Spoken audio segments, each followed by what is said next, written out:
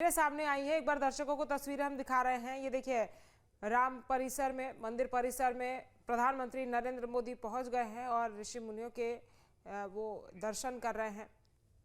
और ये तस्वीरें आपको हम दिखा रहे हैं। प्रधानमंत्री नरेंद्र मोदी अयोध्या पहुंचे और अयोध्या में अब राम मंदिर में वो पहुंच गए हैं और प्रभु श्री राम के मंदिर के अंदर की ये तस्वीरें हम आपको दिखा रहे हैं, जहां पर प्रधानमंत्री नरेंद्र मोदी पहुंच गए हैं। मुख्यमंत्री योगी आदित्यनाथ ने हालांकि उनका स्वागत किया और उसके बाद फिर प्रधानमंत्री नरेंद्र मोदी ऋषि मुनियों के आशीर्वाद लेते हुए उनके आगे नतमस्तक होते हुए दिखाई दे रहे हैं। ये तस्वीरें आपको हम दिखा रहे हैं प्रधानमंत्री नरेंद्र मोदी की। थोड़ी ही देर में ध्वजारोहण समारोह शुरू होगा और 7,000 मेहमान भी पहुंच चुके हैं। परिसर के अंदर सुरक्षा कड़ी है और प्रधानमंत्री नरेंद्र मोदी सप्तऋषि मंदिर का दर्शन करने पहुंचे हैं। सप्तऋषियों के दर्शन प्रधानमंत्री नरेंद्र मोदी कर रहे हैं।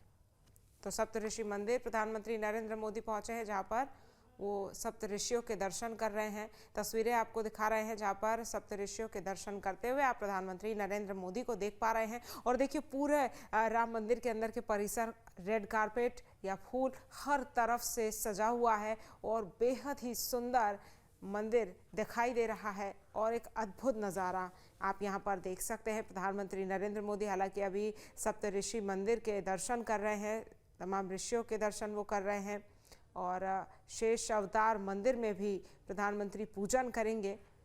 तो सप्तऋषि मंदिर का दर्शन करने प्रधानमंत्री नरेंद्र मोदी पहुंचे हैं। ये तस्वीरें आपको हम दिखा रहे हैं, प्रधानमंत्री को आप देख सकते हैं।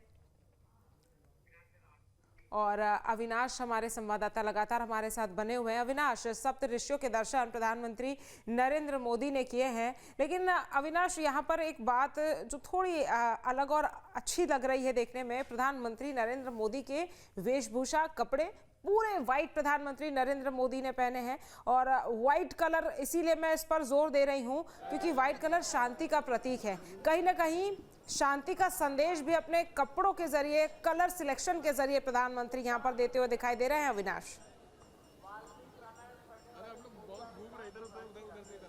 बिल्कुल, देखिए, अगर हम प्रधानमंत्री नरेंद्र मोदी की बात करें तो वो मुहूर्त के हिसाब से, चूंकि जब भी कोई किसी धार्मिक आयोजन में वो शामिल होते हैं, मुझे याद है कि जब 2019 के महाकुंभ में वो शामिल हुए थे तो काले कपड़ों में वो गए थे।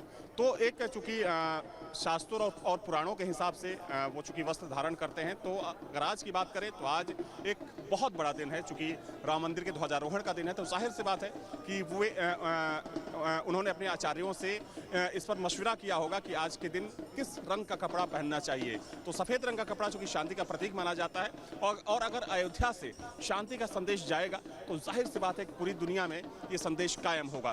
तो ये अब तस्वीर है, चूंकि वहाँ पर कार्यक्रम तो शुरू हो चुका है, लेकिन कुछ तस्वीरें आपको और भी दिखा दूँ कि इस वक्त सड़कों की क्या स्थिति है। चूँकि अब लोगों को, चूँकि प्रधानमंत्री नरेंद्र मोदी अंदर जा चुके हैं, तो जो पाबंदी थी उसमें थोड़ा सा कह सकते हैं कि उसको लूज किया गया है। जो आम लोग हैं अब आप देख सकते हैं कि बड़ी संख्या में वो आ रहे हैं। हालांकि यहाँ से, यानी कि भक्ति पथ से आगे जाने की मनाही है, चूंकि बैरिकेड कर रास्ते को रोक दिया गया है, लेकिन फिर भी बड़ी संख्या में बड़ी तादाद में लोग यहाँ पर पहुँच रहे हैं। चूंकि राम मंदिर में बंद है, लेकिन हनुमानगढ़ी में लोग जा सकते हैं दर्शन और पूजन के लिए। हालांकि वो कार्यक्रम भी 2 बजे के बाद शुरू किया जाएगा। तो ये तस्वीर देखिए, ये तस्वीर रामपथ की तस्वीर है।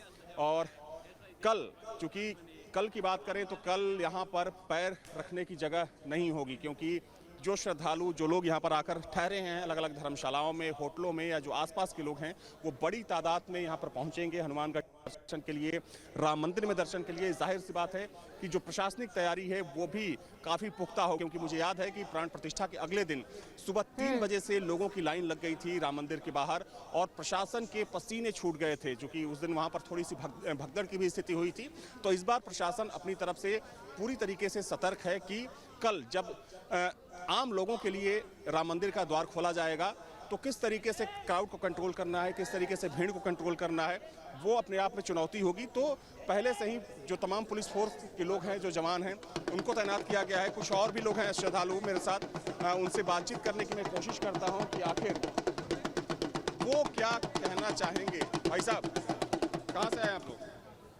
हम लखनऊ, उन्नाव से। अच्छा, उन्नाव से आए हैं जी। तो आज तो दर्शन बंद है, राम मंदिर दर्शन हो गया कि नहीं अभी? अभी नहीं हुए है। आज जो है मंदिर बंद है और अभी हमारे जो माननीय प्रधानमंत्री आ रहे हैं उनकी वजह से बंद है। अभी उनका काफिला जो है निकलेगा और पहुंच चुके हैं राम मंदिर? अभी पहुंच चुके हैं, अभी पहुंच। हाँ, तो उनका भी जो है वही है, बस यही।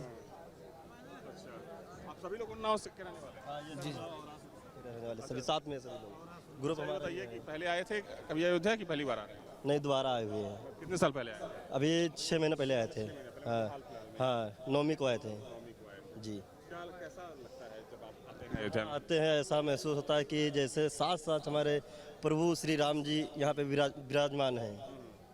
और जो है यहाँ से हमारा जो आते जब भी है यहाँ से दिल जाने का करता ही नहीं है, हमारा जी करता है यहीं भी रहे।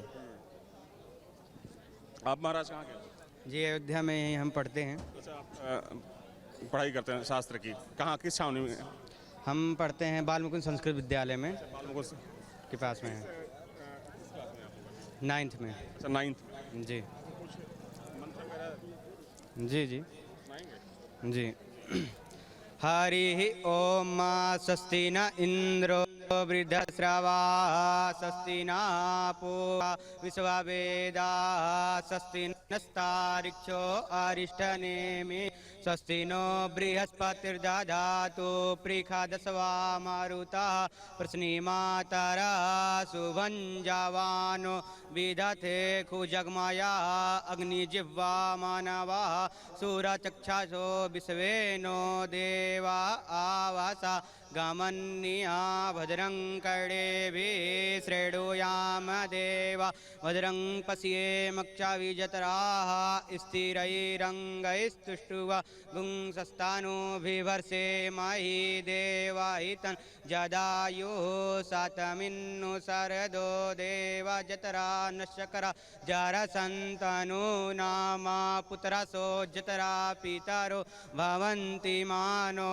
मध्यारिरिघत युर्गन्तो आदित्यर्द्योरादित्यरन्तरिक्षमादित्यर्माता सा पिता सा पुत्राः विश्वे देवा आवासा गमन्या देव शांतिरंतरिक्ष गुं शांति पृथ्वी शांतिराप शांतिरोष देव शांति शांतिरेव शांति सामा शांतिरेधि जतो यत समीहसे ततो नो अभयं कुरु सन्ना कुरु प्रजा भयो भयन्ना पशुभय सुशांतिर्भवतु। देखिए, यही वैदिक मंत्रों की जो ताकत है वो अयोध्या की ताकत है, क्योंकि जब आप यहाँ पर आते हैं तो ऐसे वैदिक मंत्रों से पूरा जो यहाँ का माहौल होता है, जो पूरा वातावरण होता है वो गूंज उठता है। चूँकि देखा जाए तो तमाम ऐसे बच्चे हैं, तमाम ऐसे बटुक हैं जो यहाँ पर रहकर धर्म और शास्त्रों की शिक्षा लेते हैं। तमाम यहाँ की छावनियाँ हैं, संस्कृत यहाँ पर विद्यालय हैं जहाँ पर हज़ारों की तादाद में जो छोटे बच्चे हैं वो शास्त्र और धर्म की पढ़ाई करते हैं। तो यही अयोध्या है और यही अयोध्या की ताकत है, क्योंकि भगवान राम तो सबसे बड़ी ताकत है, लेकिन कहीं ना कहीं अयोध्या का जो माहौल होता है, जैसे आप काशी में चले जाते हैं तो काशी की गलियों में एक अलग तरह की अनुभूति होती है, वैसे ही आप अयोध्या में जब आते हैं और आप जब अयोध्या की गलियों में निकलते हैं तो यहाँ पर भी एक अलग तरह का माहौल होता है, एक अलग तरह की अनुभूति होती है। क्योंकि आप खुद समझ सकते हैं कि जहाँ पर वैदिक मंत्र बोले जाते हों दिन रात, चूँकि कहा जाता है कि यहाँ पर कभी वैदिक मंत्रों का जो उच्चारण है कभी बंद नहीं होता है, दिन रात यहाँ पर वैदिक मंत्रों का उच्चारण किया जाता है। तो जाहिर सी बात है कि जहाँ पर वैदिक मंत्रों का उच्चारण होता है वहाँ का माहौल, जो वहाँ का वातावरण होता है वो अपने आप में शुद्ध माना जाता है। और चूँकि कहा जाता है कि अयोध्या 5 कोस में बसी है, यानी कि 5 कोस के अंदर ही जो मुख्य जन्मभूमि है, जो अयोध्या की का जो पूरा परिक्रमा है, चूँकि पंचकोसी यात्रा भी हर साल होती है, तो 5 कोस की जो अयोध्या है अब चूँकि वो अपने आप में संपूर्ण होने वाली है। और जैसे ही आज धर्मध्वजा की स्थापना की जाएगी उसके बाद राम मंदिर का जो पूरा निर्माण है वो कंप्लीट माना जाएगा। बिल्कुल अविनाश, और यही वजह है कि सभी को इंतजार है